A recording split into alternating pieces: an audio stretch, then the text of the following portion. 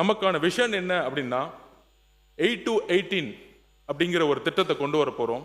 அதாவது 8 வயசுலேயே கிட்டத்தட்ட தமிழ்நாடு முழுசும் ஆயிரக்கணக்கான ஸ்கூல்ஸ் இருக்கு, பிரைவேட் ஸ்கூல்ஸ் இருக்கு.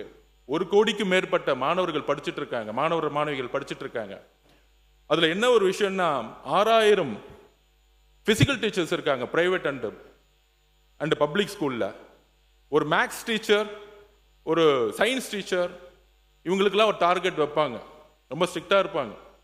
ஆனா என்னோட எக்ஸ்பீரியன்ஸ்லயே ஒரு பிசிக்கல் டீச்சருக்கு ஒரு குறிக்கோள் வச்சது கிடையாது. சைக்கிள் ஸ்டாண்ட் எடுத்துக்க வைக்கிறதுக்கும் டிசிப்ளின் பார்க்கறதுக்கும் ஹேர் கட்டிங் பண்றதுக்கு தான் இருந்திருக்கு. ஆனால் ஒரு பிசிக்கல் டீச்சர் நினைச்சா ஒரு ஒலிம்பிக் பிளேயரை உருவாக்க முடியும். அதுக்கான சிலபஸை உருவாக்கணும்.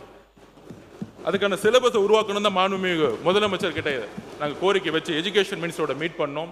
அதுக்கு தான் டேலண்ட் ரிசர்ச் விங் TRWன்னு ஒன்று உருவாக்குறோம்.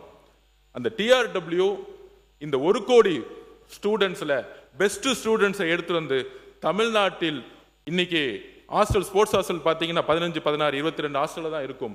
38 மாவட்டங்களிலும் ஸ்போர்ட்ஸ் ஹாஸ்டல் உருவாக்கப்பட வேண்டும் இந்த வருஷத்திலேயே. ஆண்கள் மட்டுமல்ல, ஆண்களும் பெண்களும் சேர்ந்து சமத்துவமாக 38 ஸ்போர்ட்ஸ் ஹாஸ்டலும் உருவாக்க வேண்டும். இது மாண்புமிகு முதலமைச்சர் அவர்களும் எஜுகேஷன் மினிஸ்டரும் முழு ஒத்துழைப்பும் ஆல்ரெடி கொடுத்துட்டாங்க. அப்ப இந்த ஸ்போர்ட்ஸ் ஹாஸ்டல் உருவாக்கின பிறகு ஸ்போர்ட்ஸ் ஹாஸ்டலுடைய பணி 8 வயசுல இருந்து அந்த குழந்தையை உருவாக்கணும். நம்மளுடைய எஜுகேஷன் சிஸ்டம், நான் ஸ்போர்ட்ஸ் ஹாஸ்டல் வளர்ந்த மாணவனால சொல்றேன், காலையில 5:30 மணிலிருந்து 8:30 மணி வரைக்கும் நாங்கள் கிரவுண்ட்ல இருக்கணும். கடுமையான பயிற்சி இருக்கும். அந்த கடுமையான பயிற்சி முடிஞ்ச பிறகு 9:30 மணிக்கே ஸ்கூல் போகணும். அப்படி 9:30 மணிக்கே ஸ்கூல் போனோடனே தூக்கம் மட்டும்தான் வரும். அப்ப ஸ்பெஷல் எஜுகேஷன் கோர்ஸ் ஸ்போர்ட்ஸ்மேன்ஸ்க்காக உருவாக்கப்படணும். இது மற்ற மாநிலங்கள் இருக்கு. அமெரிக்காலயோ சிங்கப்பூர்லயோ பார்த்தீங்கன்னா ஸ்பெஷல் எஜுகேஷன் சிஸ்டம் இருக்கும். அப்ப ஒரு நல்லா படிக்கிற மாணவன் போய் 3 மணி நேரம் ஓட வச்சுட்டு திருப்பி ஸ்கூல்ல உட்கார வச்சிங்கன்னா ஆட்டோமேட்டிக்கா அவங்க மயக்கம் தான் வரும். அப்ப நம்மளுடைய ஸ்பெஷல் எஜுகேஷன் சிஸ்டத்தை கொண்டு வரணும்னு மாண்புமிகு எஜுகேஷன் மினிஸ்டர் கிட்ட நாங்கள் சொல்லியிருக்கோம், ஹையர் எஜுகேஷன் மினிஸ்டர் சொல்லியிருக்கோம். அப்ப அந்த ஸ்கூல்ல இருந்து போன பிறகு அடுத்த காலேஜ் போகும்போது இங்க ஒலிம்பிக் அகாடமிஸ் வந்து இன்டர்நேஷனல் ஸ்டாண்டர்ட் லெவல்ல கிடையாது. நம்ம திட்டங்கள் கொடுத்திருக்கோம், பணம் கொடுத்திருக்கோம், செலவு பண்ணியிருக்கோம். ஆனால் 36 கேம் ஒலிம்பிக்ஸ்ல 36ல இருந்து கிட்டத்தட்ட அதிகமான கேம்ஸ் இருக்கும். நம்ம 36ல இருந்து 40 கேம் தமிழ்நாட்டில் வந்து ஃபோக்கஸ் பண்ணிட்டு இருக்கோம். ஆனா 36ல இருந்து 40 கேமை ஃபோக்கஸ் பண்ணக்கூடிய ஒரு ஒலிம்பிக் சென்டர்ஸ் கிடையாது. குஜராத் போனேன், டெல்லி போனேன், அங்க பாத்தீங்கன்னா 36ல இருந்து 40 கேம் ஒரே இடத்துல ஹாஸ்டல், ஒரே இடத்துல ஏசி அகாமடேஷனோட ஒரு ஹாஸ்டல் இருக்கும். மாண்புமிகு மையநாதன் சார் சொன்னார், ஸ்போர்ட்ஸ் மினிஸ்டர் இருக்கும்போதே நான் நிறைய கோரிக்கைகள் கொடுத்திருக்கேன். நான் ரூம் நம்பர் 50, 51க்கு நான் போன வாரம் போனேன். என்னுடைய ரூம், நான் தங்கி இருந்த ரூம், அதே ஃபேன், அதே இரும்பு கட்டல், அதே டாய்லெட். இதுதான் இன்றைய யதார்த்தம். அதே ஸ்போர்ட்ஸ் ஹாஸ்டல் நான் போயிட்டு வந்தேன், அதே ரூம் தான். இது யார் மீது தவறு கிடையாது, என்ன செய்யணும் நம்ம அடுத்து சொல்ல வரோம். அப்ப நம்ம ஸ்போர்ட்ஸ் ஹாஸ்டலை அடுத்த உலக தரத்துக்கு உயர்த்தணும்.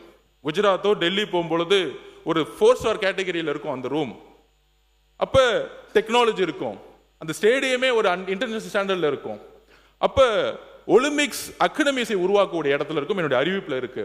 அந்த ஒலிம்பிக்ஸ் அகாடமியை உருவாக்கின பிறகு அங்கிருந்து இன்டர்நேஷனல் ஒலிம்பிக் சென்டர்ஸை உருவாக்கணும். இங்க இருந்து இன்டர்நேஷனல் பிளேயர்ஸா இருக்கவங்களுக்கு 30 லட்சம் 20 லட்சம் கொடுக்கிறோம். அதாவது ஒரு ஸ்போர்ட்ஸ்ல ஒன்று சொல்லுவோம், வெற்றி பிறகு மெடல் கொடுக்கும் பொழுது காசு கொடுக்கிறது பெரிய விஷயம் அல்ல, அவங்களை அங்கீகரிக்கிறது பெரிய விஷயம் இல்ல. 8 வயசுல இருந்தே அவங்களுடைய அனைத்து வழிகளிலும் இந்த அரசு பங்கெடுத்துக்கணும். ஒரு விவசாயி, ஒரு மீனவன், நான் ஷூ வாங்குறது கூட காசு இல்லாம தான் வளர்ந்தேன், எனக்கான அந்த வழி தெரியும்.